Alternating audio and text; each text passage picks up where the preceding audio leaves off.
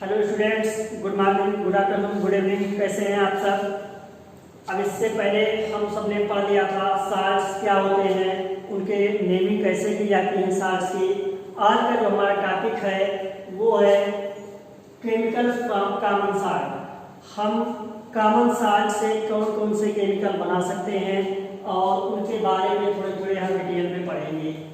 आते हैं common salt के जो हम कॉमन साल्ट से केमिकल हम बना सकते हैं। तो इससे पहले जरूरी है कि हम ये जान लें कि कॉमन साल्ट होता क्या है। कॉमन साल्ट एक व्हाइट कलर का क्रिस्टलाइन सॉलिड होता है जो कि आमतौर पर सभी के घरों में यूज होता है भोजन पकाने में, भोजन का टेस्ट बढ़ाने में। अब इसका अगर हम प्रिपरेशन करें लैब में तो सोडियम हाइड्रोक्साइड ले लें और हाइड्रोक्लोरिक एसिड ले लें। ये दोनों एक्वस क्योंकि पानी के साथ मिले होते हैं और हम दोनों जब बेस और एसिड मिला दें तो हमको एक साल्ट मिलेगा NaCl sodium chloride aqueous form में और वाटर लिक्विड फॉर्म में मिलेगा। अब क्या करें कि जो हमने सपोज करो यहाँ टेस्ट ट्यूब ली है, इस टेस्ट ट्यूब में हमने यहाँ पर ये OH लिया था और यहाँ पर हमने HCl लिया। अब दोनों को हमने मिक्स किया और उसके बाद हमको जो मिला वो सोडियम क्लोराइड मिला। अब इस सोडियम क्लोराइड को वाटर के साथ जो होगा, अब इसको हम क्या करें, इवेपोरेट करें। इसको हम पोर्सिलेन डिश में ले लें और इसे गर्म कर दें। अब इवेपोरेशन जब होगी तो वाटर क्या हो जाएंगे, निकल जाएंगे और जो आपका बचेगा प्रेसिपिटेट वो आपका सोडियम क्लोराइड का होगा।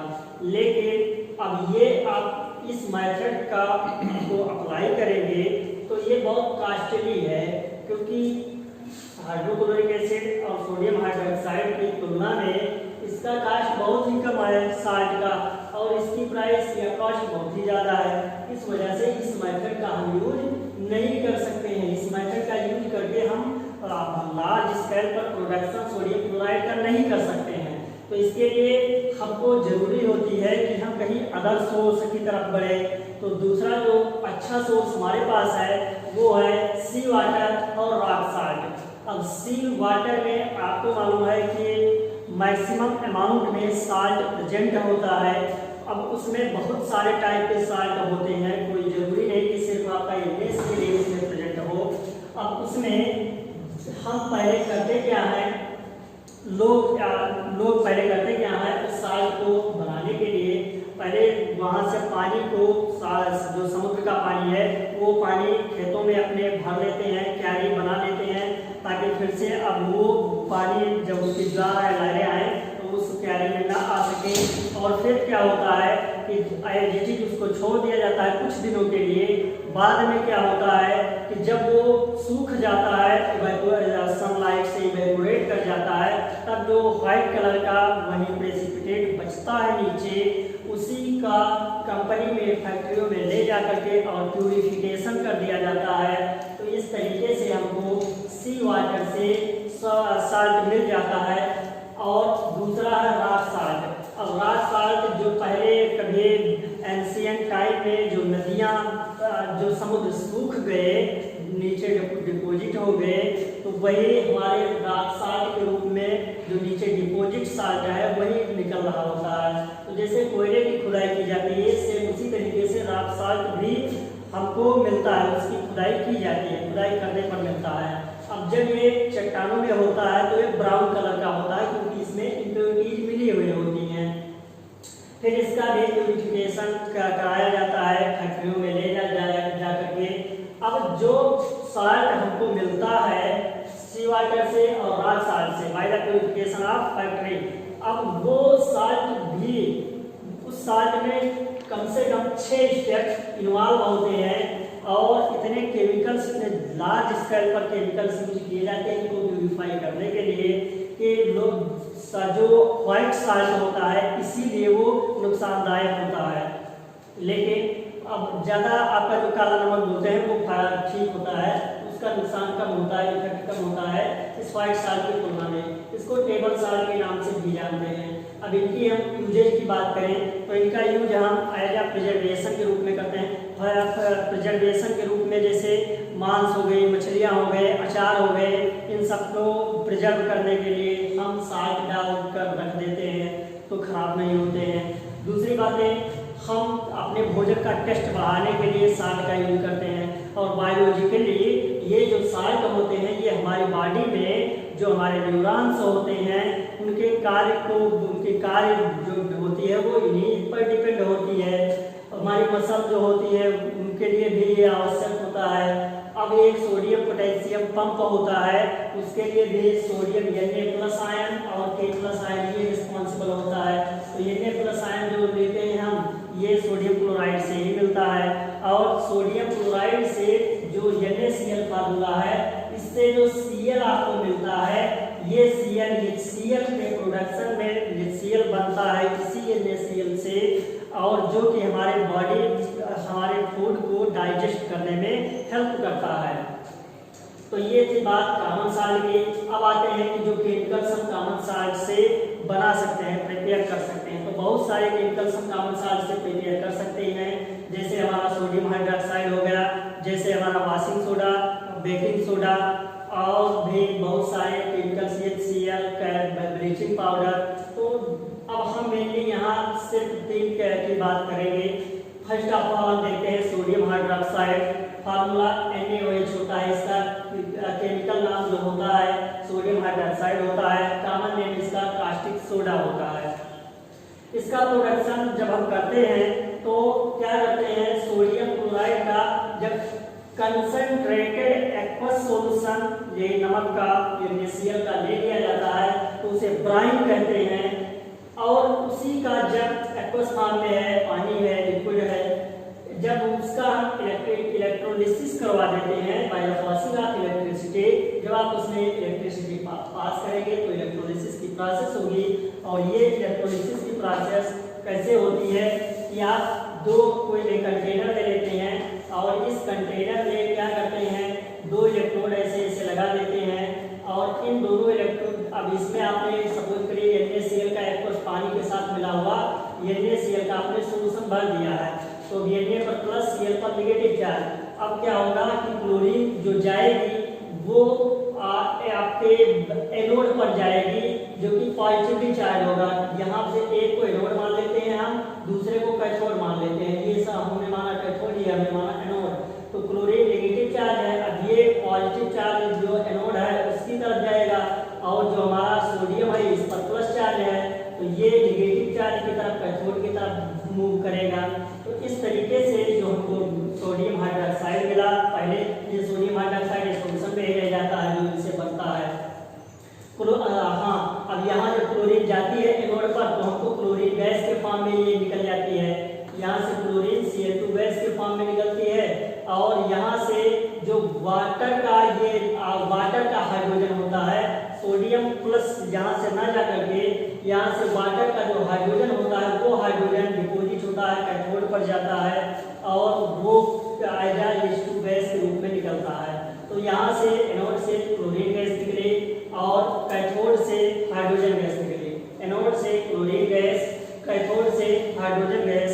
अब बीच में जो सोल्यूशन आपका बचा, वाटर आपका 2 पार्ट में टूटता है, H+ OH-, तो H+ ये गया यहाँ पर कैथोड जो कि नेगेटिव चार्ज है, यहाँ से माइनस इलेक्ट्रॉन लेकर के ये H के ग्रुप में बदल गया, और 2 ऐसे सेम मिले, तो ये आपका 2H+ + 2 इलेक्ट्रॉन दोनों मिलकर के H2 का फॉर्मेशन कर लेते हैं, जो कि गैस के रूप में होती है। तो इस तरीके से H2 बना, और OH नेगेटिव और यहाँ का Na+ दोनों मिलकर के सोडियम हाइड्रोक्साइड का फॉर्मेशन कर लेते हैं। अब इस तरीके से हमारे ये जो बन गए सारे प्रोडक्ट, इस प्रोसेस को हम क्लोर एल्कली प्रोसेस के नाम से जानते हैं, क्योंकि इसमें chlorine gas, hydrogen gas, sodium hydroxide ये सारे मिलते हैं। एल्कली सोडियम हाइड्रोक्साइड को बोला जाता है, क्लोरीन को क्लोरो कहा जाता है। यूजेज इनकी क्या है सोडियम हाइड्रोक्साइड के, तो सोडियम हाइड्रोक्साइड जो यूज करते हैं हम साबुन बनाने में, डिटर्जेंट बनाने में, पेपर बनाने में, कागज जो होते हैं, बॉक्साइट जो ओर होता है एल्यूमिनियम का, उसके प्यूरिफिकेशन में हम सोडियम हाइड्रोक्साइड का ही यूज करते हैं।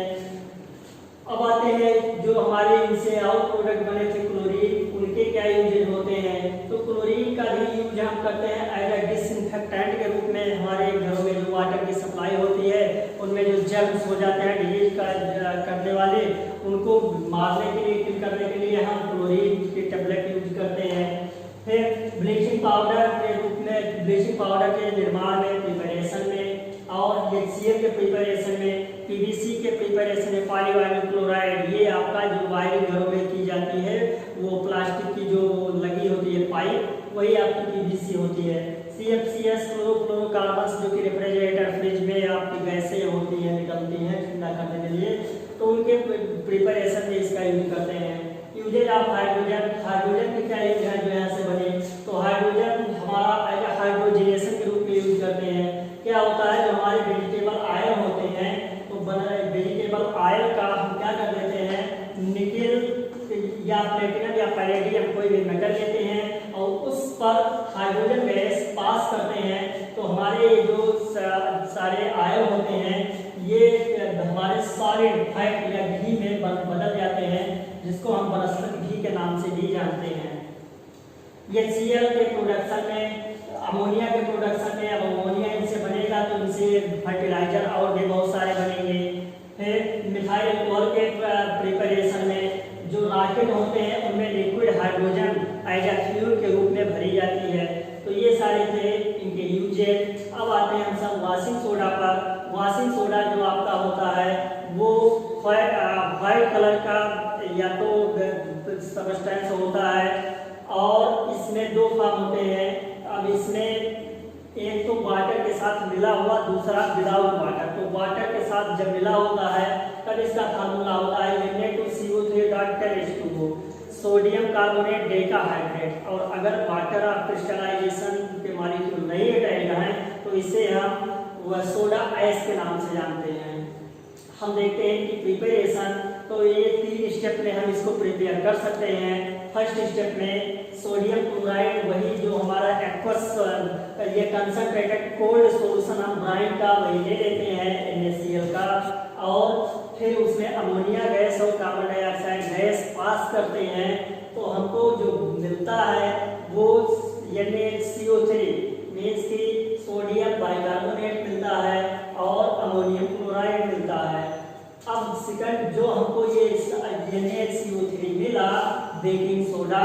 अब इस बेकिंग सोडा को हम ये स्पाइरली सॉल्युबल है वाटर में, पानी में थोड़ा ही घुलता है, बाकी सॉलिड फॉर्म में डिपॉजिट रहता है। तो जब ये सॉलिड फॉर्म में है वाटर में, तब हमको क्या करना होगा कि अब ये पहले तो बाहर निकाल लें इसको, फिर फिल्टर करने के बाद फिर इसको सुखा लें, और फिर उसके बाद क्या करें कि इस सोडियम हाइड्रोजन कार्बोनेट को हीट दे दें। ये हीट का सिंबल है, हीट आप लिखें या डेल्टा बना दें तो इसका मतलब हीट आपने दिया, हीट किया आपने। तो जब स्ट्रांग हीट देते हैं सोडियम हाइड्रोजन कार्बोनेट को, तब ये आपका यहाँ से कार्बन डाइऑक्साइड गैस और वाटर मॉलिक्यूल निकल जाते हैं, और जो बच जाता है वो आपका सोडियम कार्बोनेट Na2CO3 बचता है, जिसको हम सोडा ऐश के नाम से जानते हैं। तो जब हमारा ये Na2CO3 एनहाइड्रस बन गया, अब हमें जरूरत होती है कि इसमें हम वाटर ऑफ क्रिस्टलाइजेशन, वाटर से रिएक्शन करवा दें, और वाटर ऑफ क्रिस्टलाइजेशन के फॉर्म में ये हमको वॉशिंग सोडा मिल जाए। अब ये आपका सोडियम कार्बोनेट एनहाइड्रस सोडा ऐसा, इसमें 10 वाटर मॉलिक्यूल से जब आप रिएक्शन करेंगे, आप तो वाटर डाल देंगे, आपको क्या मालूम कि 1 वाटर है, 2 वाटर है, 10 वाटर है, 100 वाटर है, अब वो देगा 10 वाटर से, बाकी से उसको कोई जरूरत मतलब नहीं। प्रॉपर्टी इसकी देखते हैं वॉशिंग सोडा की, तो ये पानी में घुल जाते हैं, सोल्युबल होते हैं वाटर में। ये जो थोड़े बेसिक नेचर होने की वजह से ये रेड लिटमस को ब्लू में टर्न कर देंगे, और इनके पास क्लींजिंग प्रॉपर्टी होती है। ये सफाई करने के पहले के जो वाशरमैन जो होते थे वो इसी से कपड़े धुलने का कार्य करते थे। रे की मिट्टी लाते थे और उसमें यही पाया जाता था, जिसके वजह से वो सफाई का कार्य करता था कपड़े जब धुलते थे। अब इनकी यूजेज की बात करें तो क्लींजिंग एजेंट के रूप में हमने देखा कि इनकी यूज की जाती है। हाँ, ये दूसरी बात, परमानेंट हार्डनेस जो होती है वाटर की, उसको दूर करने में ये हेल्प करता है। फिर ग्लास के प्रिपरेशन में, साबुन बनाने में, पेपर बनाने में, बोरेक्स बनाने में, इन सबके निर्माण में हम बेकिंग वॉशिंग सोडा का यूज करते हैं। अब हमारा जो थर्ड है वो है बेकिंग सोडा। केमिकल नेम जो इसका है सोडियम बाइकार्बोनेट है, सोडियम हाइड्रोजन कार्बोनेट है, हम लोग इसे सोडियम बाइकार्बोनेट के नाम से भी जानते हैं। फार्मूला NaCO3 होता है इसका। अब इसकी इसकी प्रिपरेशन हम कैसे कर सकते हैं? तो हमने वाशिंग सोडा के प्रिपरेशन में देखा था कि 3 स्टेप इन्वॉल्व होते हैं। फर्स्ट स्टेप तो आप देख लीजिए फिर से, जो स्टेप फर्स्ट स्टेप है प्रिपरेशन का, वही सेम हमारा यहाँ भी बेकिंग सोडा के प्रिपरेशन में भी होगा। दैट मीन्स कि हम ब्राइन लेंगे, कोल्ड या कंसंट्रेटेड NaCl का एक्वस सॉल्यूशन लेंगे वाटर के साथ, और फिर ammonia gas, carbon dioxide gas, और हमको जो मिलेगा वो सोडियम हाइड्रोजन कार्बोनेट और अमोनियम क्लोराइड मिल जाएगा। तो इस तरीके से हम प्रिपेयर कर लेते हैं सोडियम हाइड्रोजन कार्बोनेट को। अब इनकी प्रॉपर्टीज क्या होती है कि ये पानी में थोड़ा ही डिजॉल्व होता है, बहुत ज़्यादा मात्रा में पानी में ये नहीं घुलता है। हमने पहले ही बात की थी कि ये पानी में नहीं घुलता है, इसलिए हम फिल्टर करके और इसको फिर ड्राई करके और फिर हीट देते हैं, तो इसलिए पानी में कम घुलता है। और दूसरी बात कि जब इस पर हीट देते हैं तो ये सोडा एस बनाता है, Na2CO3 का फॉर्मेशन करता है जब हम इसको हीट देते हैं, और वाटर और कार्बन डाइऑक्साइड बाहर निकाल देता है। अब इनकी यूजेज की बात करें तो एंटासिड के रूप में ये यूज किए जाते हैं, क्योंकि जब हमारे पेट में एसिड बढ़ जाती है, एसिड की मात्रा, तो अब उनको न्यूट्रलाइज करने के लिए जो जरूरत पड़ती है वो हम इन्हीं का यूज कर लेते हैं।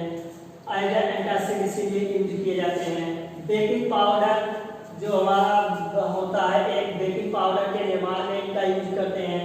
बेकिंग सोडा और बेकिंग पाउडर में फर्क ये होता है कि बेकिंग सोडा हम NaCO3 को बोलते हैं, NaCO3 को हम बेकिंग सोडा कहते हैं।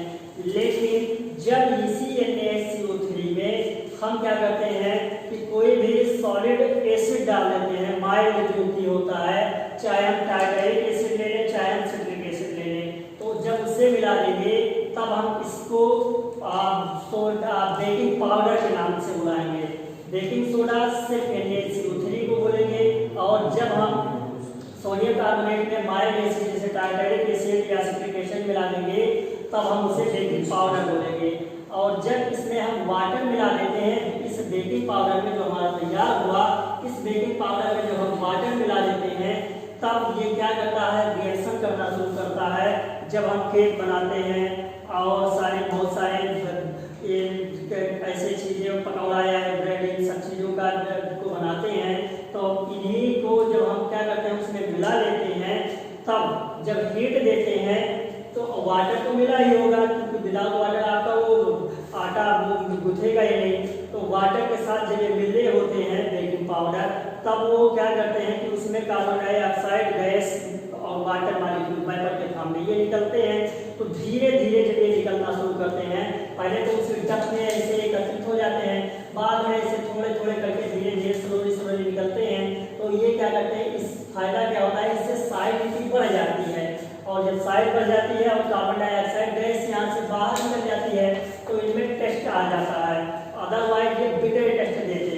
अगर आप इनमें एसिड ना मिलाएं, सिर्फ आप बेकिंग सोडा को ही ले लें और मिला दें इनका ब्रेड और पकौड़ा और केक इन सब के निर्माण में, प्रिपरेशन में, तो अगर जब आप इनको स्ट्रांगली हीट देंगे तब ये किसमें बदल जाएगा, आपने पहले पढ़ा कि सोडियम कार्बोनेट में बदल जाएगा, जो आपका बिटर बेस होते हैं, बिटर टेस्ट देते हैं, तो ये बिटर टेस्ट देगा आपका। अब अगर आप एसिड मिला लेते हैं तो यहाँ ये माइल्ड बेसिक है सोडियम हाइड्रोजन कार्बोनेट, तो बेसिक और ये एसिडिक टारटारिक एसिड एसिडिक, तो दोनों एसिड बेस इनका न्यूट्रलाइजेशन रिएक्शन ये होगा।